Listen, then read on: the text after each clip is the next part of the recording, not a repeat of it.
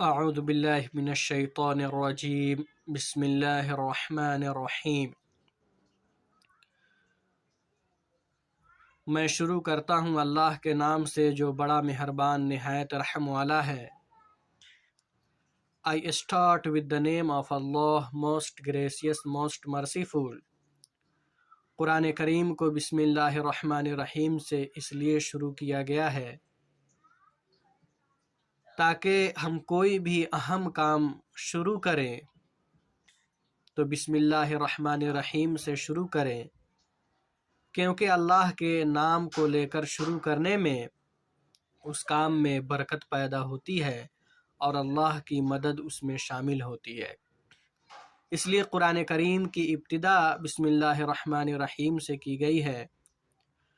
الحمدللہ رب العالمین، تمام تعریف اللہ تعالیٰ ہی کے لیے ہے جو ساری دنیا کو پالنے والا ہے۔ All the praise be to Allah, the Lord of worlds۔ حقیقت میں تمام تعریف کے لائق اللہ تبارک و تعالیٰ ہی ہے، کیونکہ وہ ساری دنیا کو پالنے والا ہے۔ مثال کے طور پر ماں ہوتی ہے، ہمیں پالتی ہے تو ہم اس کی کتنی تعریف کرتے ہیں، ہم اس کا کتنا عزت و احترام کرتے ہیں۔ تو کسی ایک بچے کو، دو بچے کو، چار بچے کو وہ پالتی ہے اور پیار کرتی ہے تو وہ حقیقت میں اس بچے کے لیے تعریف کے مستحق ہوتی ہے۔ اور اللہ تبارک و تعالیٰ تو ساری دنیا کو پالنے والا ہے۔ ایک دنیا نہیں بلکہ انسانوں کی دنیا ہے، جناتوں کی دنیا ہے، فرشتوں کی دنیا ہے، روحوں کی دنیا ہے، قبر کی دنیا ہے۔ جتنے بھی دنیا ہیں ان تمام دنیا کو اللہ تبارک و تعالیٰ کیا ہے؟ پالنے والا ہے۔ پوری انسان کو، پورے مخلوقات کو اللہ تبارک و تعالیٰ پالنے والا ہے۔ جب تمام کو اللہ تبارک و تعالیٰ پالنے والا ہے تو تمام تعریف اللہ تبارک و تعالیٰ کے لیے ہی ہے۔ اور پالنے کے لیے سب سے زیادہ ضرورت رحم کی، پیار کی اور محبت کو ہوتی ہے۔ اس لیے اللہ تبارک و تعالیٰ آگے فرما رہا ہے الرحمن الرحیم، جو بڑا مہربان نہایت ہی رحم کرنے والا ہے، موسٹ گریسیس موسٹ مرسیفل، یعنی رحم کرنے کا سب سے زیادہ مادہ اللہ تبارک و تعالیٰ کے اندر ہے، کیونکہ وہ پالنے والا ہے۔ لیکن جب اللہ تبارک و تعالیٰ اتنا زیادہ رحم کرنے والا ہے تو اس کا مطلب یہ نہیں کہ ہم اس کی رحم سے ہم غلط فائدہ اٹھائیں۔ اس کے ساتھ اللہ تبارک و تعالیٰ کا رائے مالک یوم الدین، وہ فیصلے کے دن کا مالک بھی ہے، master of the day of judgment. کیونکہ ایک ماں ہے جس کے دو بچے ہیں، اگر دونوں بچوں میں سے ایک بچہ دوسرے بچے کے ساتھ ظلم کرے، ناانصافی کرے، فساد پھیلائے تو ماں اسے ضرور سزا دے گی اور اسے اس غلط کام سے ضرور روکے گی، اتنا محبت ہونے کے باوجود بھی۔ اسی طرح اللہ تبارک و تعالیٰ کا رائے کہ میں فیصلے کے دن کا مالک ہوں، میں نے تمہیں دنیا میں بھیجا ہے اس لیے کہ تم امن کے ساتھ اور ایمان کے ساتھ زندگی گزارو۔ امن اور ایمان کا مطلب سلامتی، پیار محبت کے ساتھ زندگی گزارو۔ اگر تم ہمارے بندوں میں سے کسی پہ ظلم کرتے ہو، زمین پہ جا کے فساد پھیلاتے ہو تو مالک یوم الدین یاد رکھنا، اللہ تبارک و تعالیٰ فیصلے کے دن کا مالک ہے۔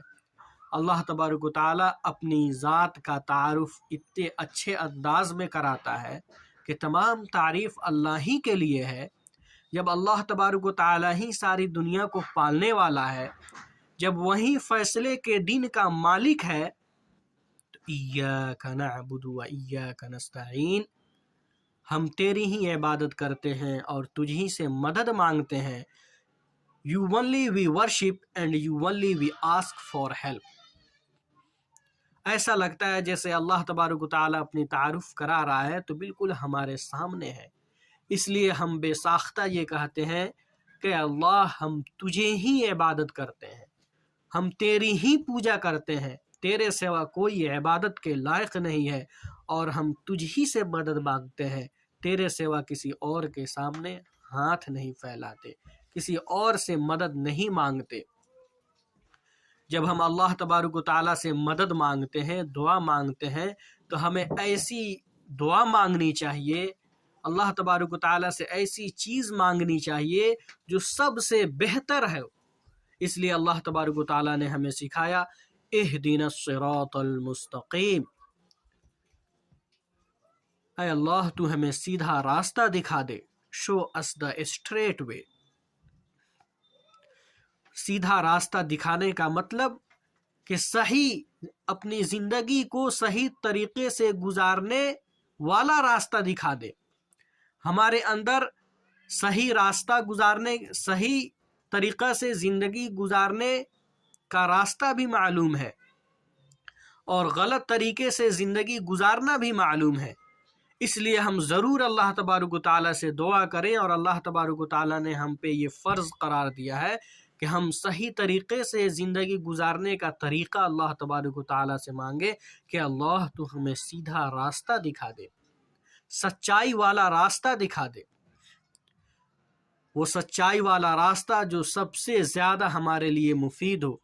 صراط الذین انعمت علیہم، اور وہ ایسا راستہ ہے جن پہ اے اللہ تو نے انعام فرمایا ہے۔ The way of those you have blessed on them۔ ہم دنیا میں اگر اللہ تبارک و تعالیٰ سے مانگنا چاہے تو گھر مانگ سکتے ہیں، اولاد مانگ سکتے ہیں، بیٹا مانگ سکتے ہیں، لیکن اللہ تبارک و تعالیٰ نے مانگنے کا جو یہ طریقہ سکھایا ہے وہ سب سے بہتر طریقہ ہے، سب سے بہتر چیز ہے کہ جب صحیح راستہ مانگیں گے، سیدھا راستہ مانگیں گے، تو ساری کی ساری نعمتیں اللہ تبارک و تعالیٰ اس میں شامل کر دے گا، کہ جن پہ اللہ تبارک و تعالیٰ نے انعام فرمایا، ہر طرح کی، دنیا میں بھی انعام فرمایا، آخرت میں بھی انعام فرمایا، وہ تمام نعمتوں کو شامل ہو جائیں گے۔ صراط الذین انعمت علیہم غیر المغضوب علیہم ولا الضالین، ان لوگوں کا راستہ مت دکھا جن پہ اللہ تو نے غضب نازل فرمایا، اور جو اے اللہ جو تمہارے راستے سے بھٹک گئے ہیں، not of those you have blessed on them and not of those you have gone astray، جو اپنی زندگی کو غلط طریقے سے گزار رہے ہیں، جن پہ اللہ تبارک و تعالیٰ کا غصہ ہے، جو بھٹکے ہوئے ہیں، اللہ ان کا راستہ مت دکھا۔ اور وہ بھٹکا ہوا راستہ یہودیوں کا راستہ ہے، عیسائیوں کا راستہ ہے، کافروں کا راستہ ہے۔ اے اللہ ہمیں تو اس راستے سے بچا، اور سیدھا راستہ جن پہ تو نے انعام فرمایا وہ راستے پہ ہمیں چلنے کی توفیق عطا فرما۔ یہ بہت ہی اہم اور فضیلت والی سورہ ہے، ہمیں اس کو یاد کرنا چاہیے، اور اس ویڈیو کو دوسروں تک بھی پہنچانی چاہیے تاکہ دوسرے لوگ بھی اسے یاد کریں، سمجھیں۔ اور میں نے کاپی میں لکھ بھی دیا ہے سورہ فاتحہ کا معنی، مطلب آپ لوگ اس کو اپنے کاپی میں اتار کر کے اسے یاد کریں، سمجھیں۔ اللہ تبارک و تعالیٰ آپ کو صحیح معنوں میں سورہ فاتحہ کے سمجھنے کی توفیق عطا فرمائے۔